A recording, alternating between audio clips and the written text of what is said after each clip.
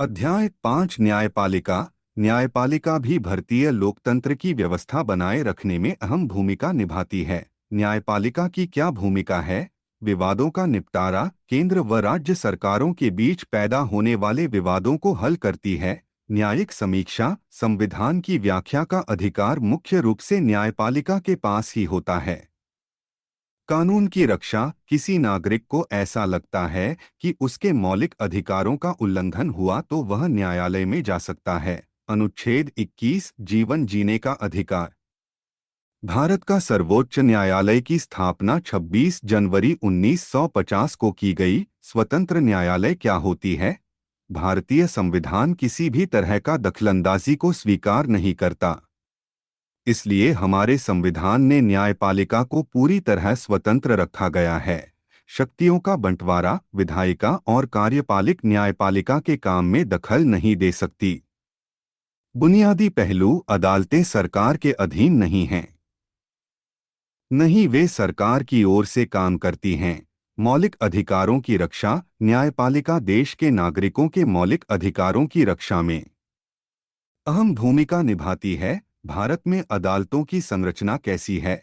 हमारे देश में 3 अलग-अलग स्तर पर अदालतें होती हैं। सर्वोच्च न्यायालय, यह देश की सबसे बड़ी अदालत है जो नई दिल्ली में स्थित है। देश के मुख्य न्यायाधीश सर्वोच्च न्यायालय के मुखिया होते हैं। सर्वोच्च न्यायालय के फैसले देश के बाकी सारी अदालतों को मान्य होते हैं। उच्च न्यायालय, प्रत्येक राज्य का एक उच्च न्यायालय होता है। यह अपने राज्य की सबसे ऊंची अदालत होती है। आज देश भर में 25 उच्च न्यायालय हैं। उच्च न्यायालयों की स्थापना सबसे पहले 1862 में कलकत्ता, बम्बई और मद्रास में की गई। ये तीनों प्रेसिडेंसी शहर थे। निचली अदालत, जिन अदालतों से लोगों का सबसे ज्यादा ताल्लुक होता है, उन्हें अधीनस्थ न्यायालय या जिला न्यायालय कहा जाता है। ये अदालतें आमतौर पर जिले या तहसील के स्तर पर या शहर में होती हैं। ये बहुत तरह के मामलों की सुनवाई करती हैं।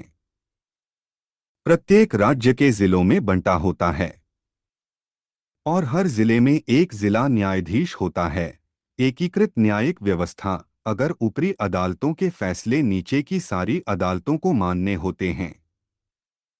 अपील, किसी व्यक्ति को ऐसा लगता है कि निचली अदालत द्वारा दिया गया फैसला सही नहीं है, तो वह उससे ऊपर बाकी अदालत में अपील कर सकता है। अधीनस्थ अदालत के नाम: ट्रायल कोर्ट, अतिरिक्त सत्र न्यायाधीश, प्रधान न्यायिक मजिस्ट्रेट, मेट्रोपॉलिटन मजिस्ट्रेट, सिविल जज न्यायालय। विधि व्यवस्था की शाखाएं। समाज के विरुद्ध अपराध किस श्रेणी में आता है? एक, फौजदारी कानून, आपराधिक मामले जिसमें कानून का उल्लंघन माना गया है, उदाहरण चोरी, हत्या, दहेज आदि। 2, सबसे पहले प्रथम सूचना रिपोर्ट F.IR दर्ज कराई जाती है। फिर पुलिस अपराध की जांच करती है। 3, अगर अगर व्यक्ति दोषी पाया जाता है तो उसे जेल भेजा जा सकता है और उस पर जुर्माना भी किया जा सकता है। 1, दीवानी कानून, सिविल लॉ का उल्लंघन या अवहेलना करना, उदाहरण किराया, तलाक, जमीन की बिक्री, चीजों की खरीदारी, विवाद आदि। 2, प्रभावित पक्ष को ओर से न्यायालय में एक याचिका दायर की जाती है। 3, अदालत राहत की व्यवस्था करती है। किराएदार मकान खाली कर और बकाया किराया चुकाए। क्या हर व्यक्ति अदालत की शरण में जा सकता है? न्याय, प्रत्येक नागरिक को अदालत के माध्यम से न्याय मांगने का अधिकार है। जनहित याचिका, 1980 के दशक में सर्वोच्च न्यायालय ने जनहित याचिका PIL की व्यवस्था विकसित की थी। न्यायालय किसी भी व्यक्ति या संस्था को ऐसे लोगों को ओर से जनहित याचिका दायर करने का अधिकार दिया है जिनके अधिकारों का उल्लंघन हो रहा है। सर्वोच्च न्यायालय ने न्याय तक ज्यादा से ज्यादा लोगों की पहुंच स्थापित करने के लिए प्रयास किया है। 1, बंधुआ मजदूरी से मुक्ति। 2, मिड डे मील की शुरुआत। 3, गरीबों के लिए आवास।